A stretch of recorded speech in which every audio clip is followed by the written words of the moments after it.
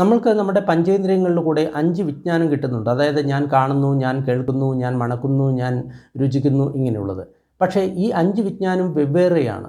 നമ്മൾക്ക് തോന്നുന്നത് ഞാൻ തന്നെയാണ് കാണുന്നത്, ഞാൻ തന്നെയാണ് മണക്കുന്നത്, ഞാൻ തന്നെയാണ് കേൾക്കുന്നത് എന്നാണ്. പക്ഷേ ഭഗവാൻ പറയുന്നു ഈ 5 വിജ്ഞാനം വെവ്വേറെയാണ്. അതായത് ചക്ഷുവിജ്ഞാനം വേറെ, ശ്രോതവിജ്ഞാനം വേറെ, ഘ്രാണവിജ്ഞാനം വേറെ, ജിഹ്വാവിജ്ഞാനം വേറെ, അതേപോലെ തന്നെ ശരീരത്തിൻ്റെ വിജ്ഞാനം വേറെ. ഇത് വെവ്വേറെയാണ്. അതിൻ്റെ ഉദാഹരണമായിട്ട് ഭഗവാൻ പറയുന്നുണ്ട്, ഒരു തടിയെ ആശ്രയിച്ചിട്ട് തീ കത്തുന്ന സമയത്ത് നമ്മൾ അത് തടിയുടെ തീ എന്ന് പറയുന്നു.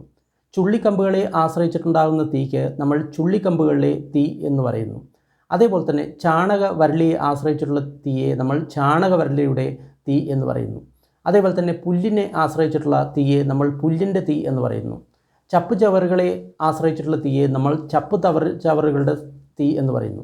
അതേപോലെ തന്നെ ഓരോ ഇന്ദ്രിയത്തെയും ആശ്രയിച്ചിട്ടുണ്ടാകുന്ന വിജ്ഞാനം അതിൻ്റെ മാത്രം വിജ്ഞാനമാണ്. അതായത് കണ്ണിൻ്റെ വിജ്ഞാനത്തിന് ഒരിക്കലും മൂക്കിൻ്റെ വിജ്ഞാനത്തിൻ്റെ ജോലി ചെയ്യാൻ സാധിക്കില്ല. അപ്പോൾ ഈ 5 വിജ്ഞാനവും വെവ്വേറെയാണ് എന്നാണ് ഭഗവാൻ ഈ തീയുടെ ഉപമ കൊണ്ട് നമ്മളെ മനസ്സിലാക്കിപ്പിച്ചു തരുന്നത്.